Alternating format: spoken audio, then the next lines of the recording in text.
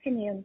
On behalf of the ISO, I'd like to welcome you to the Transmission Service and Market Scheduling Priorities Initiative meeting to discuss the comments received on the revised draft tariff language, which was posted on January 11th. My name is Alexandra Casillas, representing the stakeholder engagement group here at the ISO, and I will be facilitating today's meeting. And I'm also joined by Anthony Ivankovich from Legal.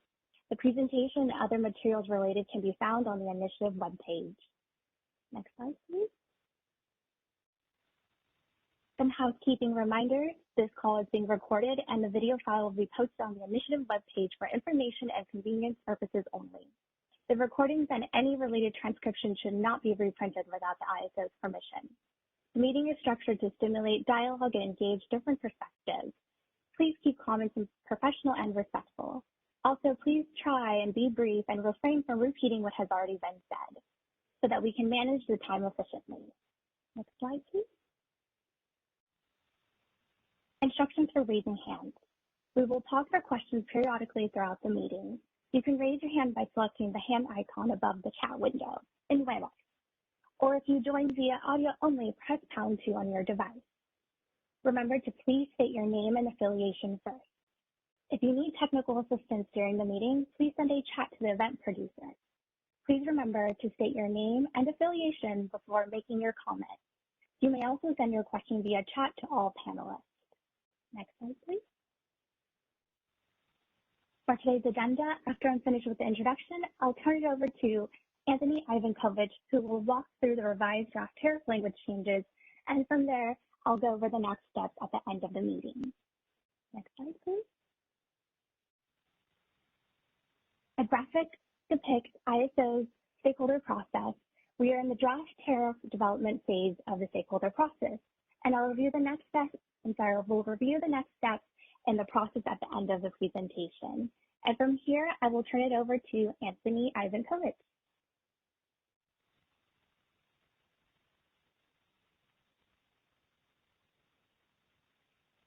Right. Thank you, Ellie. And I also want to thank everybody else for taking your time out of your afternoon to join us on the tariff call today. I can pretty much guarantee this is not going to take the hour and 40 minutes that has been dedicated to it. So I value everybody's time, and we'll try and proceed through the tariff language as expeditiously as possible. I just want to start off by sort of explaining our filing approach here. Our plan is to file 2 sets of tariff sheets with FERC.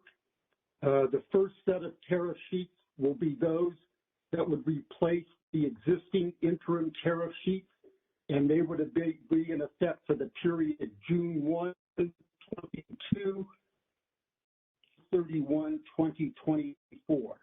The second set of tariff sheets would go into effect on June 1, 2024, and they basically revert back to the tariff sheets that would be in effect absent any of the wheeling-related provisions. As we did last summer, we will ask FERC to approve both sets of tariff sheets.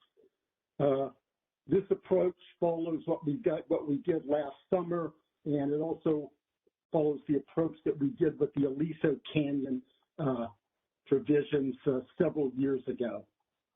So I'm going to get started. I'm going to go through a couple of provisions, and then I'll stop and ask anybody if they've got any questions.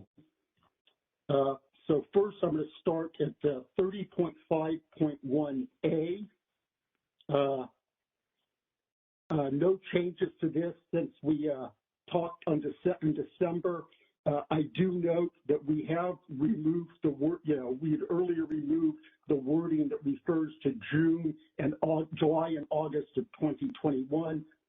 That wording is outdated, and so we've removed it from the tariff provision. Okay, let's move on to 30.5.1AA. And Jimmy, if you could scroll the screen down a little to the red line there, that would be great.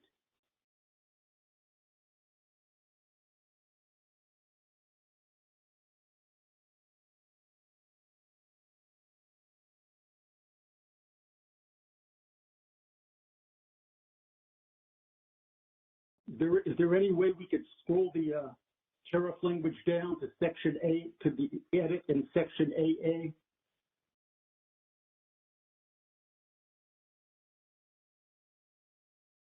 Anthony, I think this is Section AA, right, from the top. Yeah, there's some edited language toward the bottom. More, you got to go further down. Further down, okay. So here's EE, though. So there's the... My screen, I'm only seeing half a page also. Okay, is that better? I think it should be scrolling now. I don't know why it's stuck. Perfect. Okay. Okay, so for this provision, we did get a comment from the 6 cities seeking some further clarification on the forecast that would apply. So we tweaked the wording around a little to read as follows. And let me read that. For variable energy resources, this requirement can only be satisfied if the resource's forecasted output for each of the applicable 4 15-minute intervals in the applicable hour for which a bid has been submitted, comma, based on the most recent forecast for that hour, comma, is for generation that is equal to or greater than the self-schedule export quantity. And I will stop here for any questions, and in particular, if there's anybody from 6 cities on the phone, I want to see if that sort of satisfies the thoughts they had in mind with their comments.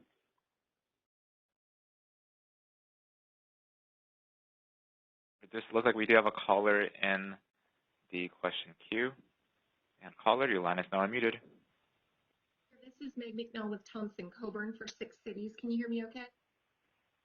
Yeah. Yeah, just to confirm, I think on first review, I think this works.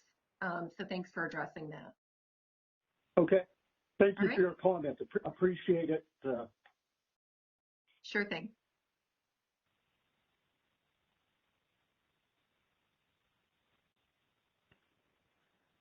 All right, at this time, I don't see any more callers or comments in the queue. Okay, let's move down a little to EE and the edit there. Again, we got no comments on this from our posting from back in December. I'll just point out this basically corrects an inadvertent error that we had in the wording this. The tariff language said priority wheeling through, but it really applies to high priority exports as discussed in the transmittal letter, and it was just an oversight on our part in putting the words priority wheeling through. So we will be correcting that in this filing. Let's now move down to section 31.4 and the table.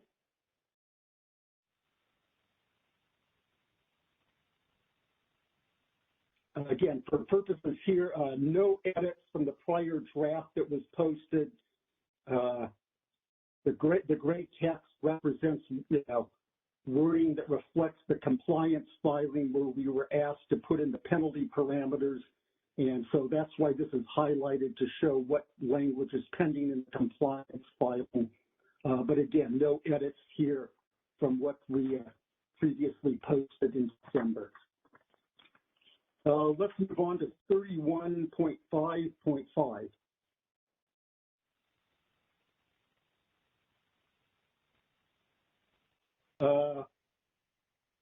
Again, another provision related to the post-tax process that we will be continuing in effect. This was part of the interim tariff provisions, and again, no change to this provision from what we posted in December. Let's move on to table 34.12.1.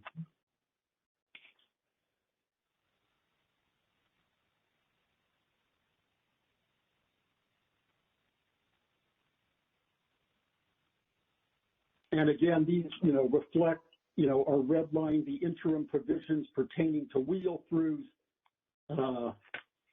Again, no changes to this either. Let's move Let's move on to 34.12.2, which is basically the table pertaining to the decreasing supply priorities. Again, there's one red line that reflects the interim tariff provisions currently in effect, and no change here from what was posted in December as well. Let's move on to 34.12.3.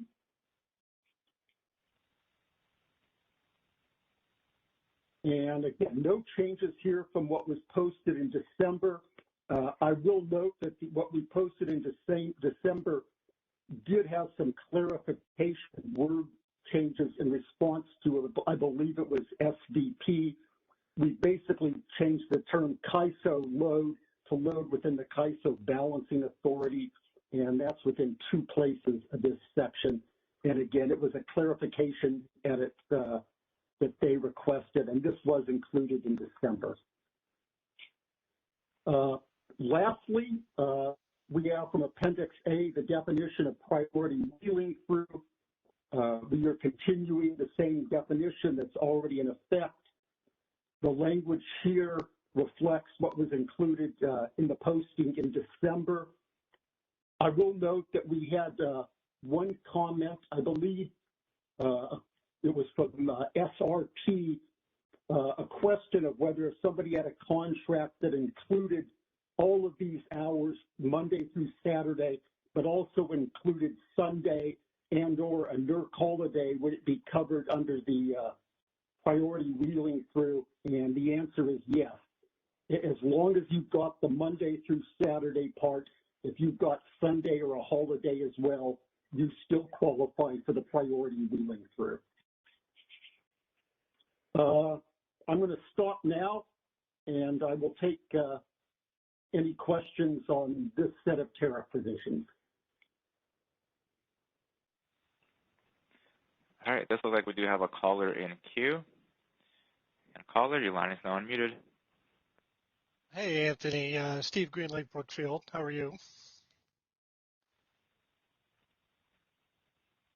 Can you hear me? Yep, Anthony, you are muted. Yep, sorry about that. I was double muted there. Steve, go ahead. Yeah, thanks, Anthony. Hope you're well. Real kind of quick, somewhat related question, just with respect to the publication of the penalty prices, and I apologize, it's a little off topic, but the relationship between those posted penalty prices and your kind of parallel initiative on the adjustment to intertie constraint penalty prices, from the, overscheduling of the market overscheduling of the interties. Just from a sequencing standpoint, I was wondering how this is going to work, and maybe I guess it's kind of a process question. These changes are going to go in, obviously effective for the summer. The intertie constraint penalty prices are proposed to be adjusted too, right? Which I assume is going to adjust the penalty prices in the table you went through. Is that accurate? I hope that makes sense.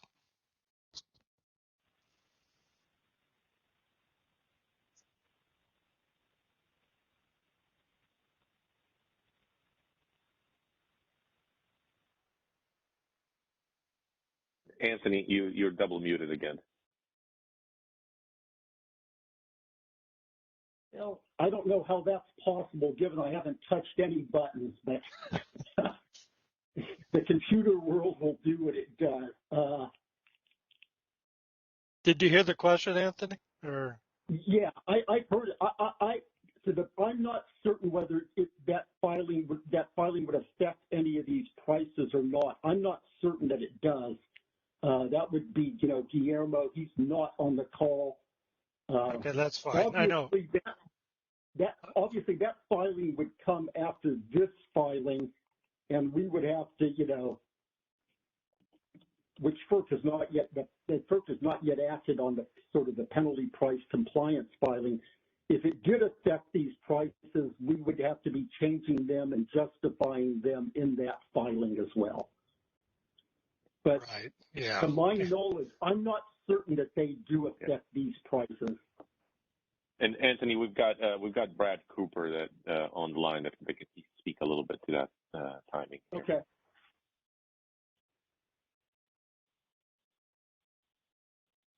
Brad, go ahead. I think you need to. Sorry, I was push. I was just trying. Can you hear me? Can you hear me? Yeah. Okay. Yeah. Sorry, I was trying to get through the double muting myself. Yeah, like Anthony said, that's a subsequent filing. That is going to our February board meeting. This filing we're going to file before that. And remember, this filing is extending the penalty prices that are currently in our market. That Right. filing, I think it actually does affect the penalty price that's in the table. I'm not looking at the table, but if that's the table of all our penalty prices, it should be in there. That affects our transmission scheduling constraint penalty price, which would just simply be revising one of those numbers. But that's a subsequent filing. Right. And Brad, that's the intertie constraint filing you said is going to the board in February, and they're going to file after that, but it's going to be effective prior to the summer, presumably, right? Or no? Yeah, I think so. So we would be changing that intertie constraint penalty price in the market by the summer, assuming FERC approves that. But, And these and these changes are effective. What was it? The first of June. Remember Yeah. remember we're not changing. This isn't changing anything relative. Oh, that's to what's right. The in prices market stay already. the same. Yeah. Yeah, this is extending them. So that just means that at some point, assuming FERC approves it, we're going to be changing the transmission schedule constraint penalty price. Okay. All right. Yeah. Okay. Thanks, Anthony. Thanks, Brad. And sorry to go off topic. I was just trying to relate the two. Thank you. No, yeah, sure. All right, and then moving on to our next caller in queue. And caller, your line is now unmuted. Okay, thank you. This is Robert Delizo from WAPA. I think I'm late in the game, but I just have a question about the priority for wheel truths associated with stranded load scheduling. We're kind of not sure what priority those wheel truths are falling under. So if you could just kind of provide some thoughts on that, that would be great.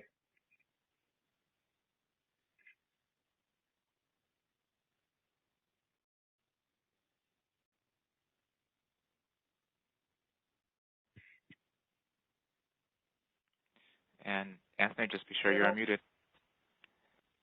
Yeah, I'd have to get some more about the specific facts of what's going on with that situation before opining on that.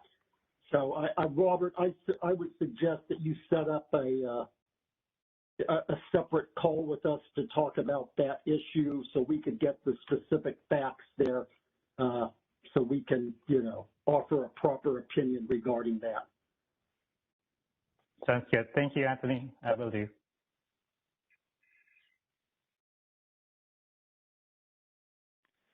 All right, and at this time, I don't see any more callers in queue. Okay, let's post the tariff language that would go into effect on June 1 of 2024. All right, 1 second.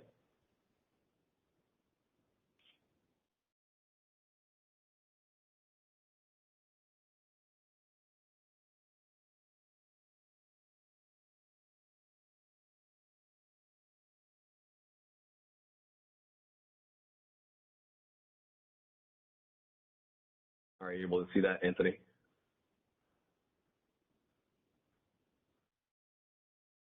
No, I cannot see anything on the screen. Okay, hold on 1 second.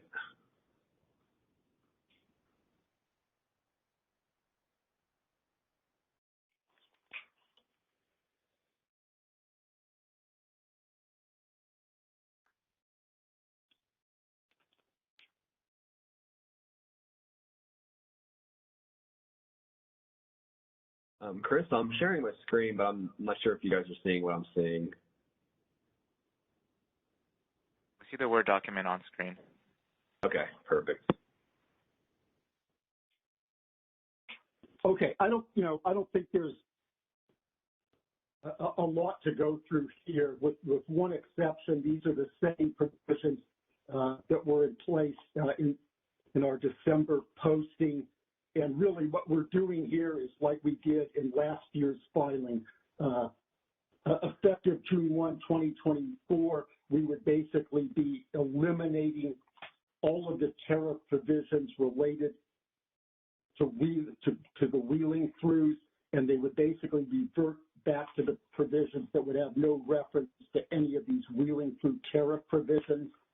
I will note in response, I think it was the CPUC who raised a comment regarding Section 31.4, that there was some wording in the table regarding, there was some wording in there that we had not redlined pertaining to the export self-schedule of a non-priority wheeling through. We had not redlined that in the December posting.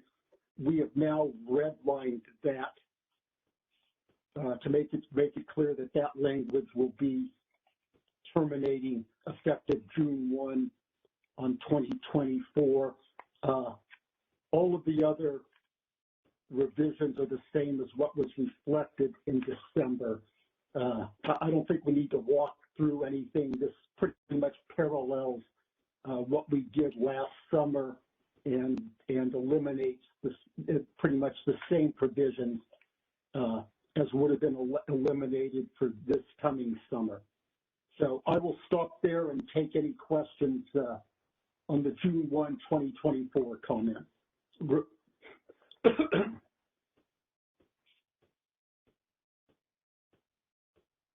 Reminder, for questions, you can raise your hand by selecting the hand icon above the chat window in WebEx, or if you've joined via audio only, press pound 2 on your device, and please state your name and affiliation first.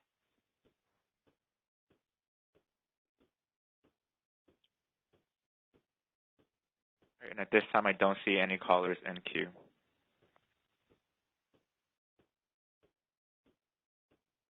Okay, well, one more thing that I want to note, our current timing on this is we are seeking to make this filing on January the 27th. We are also going to be asking FERC to issue an order in 45 days, which is a little, 15 less than their normal test. But given that mid-April would be the date for showing eligibility for priority wheeling through transactions, we would like to get a FERC order as soon as possible, providing certainty regarding on the rules and hopefully giving folks about approximately 30 days advance notice before they would have to make the PT wheeling showing. So, that is our plan again. January 27th filing, asking for an order by mid-March. So folks should keep on the lookout for that. And as a final note, I want to thank the folks that provided comments on the tariff language. They were, very helpful. And I always appreciate the comments we get on draft tariff language. So thank you.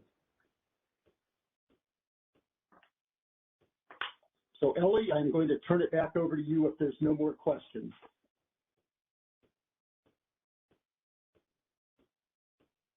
All right, we'll go ahead and go to the next step slide, please. Next slide. Thank you. For the next step in the process is phase 1 policy proposal, which is going to a special session of the ISO Board of Governors meeting for decision on January 20th. And it will be followed by phase 1 FERC filing targeting for the end of January 2022. Thank you for joining today's discussion. As a reminder, this meeting was recorded for informational and convenience purposes only. The video file will be posted on the initiative webpage for a limited time after this meeting. Have a great weekend. concludes our conference. Thank you for using Event Services. You may now disconnect.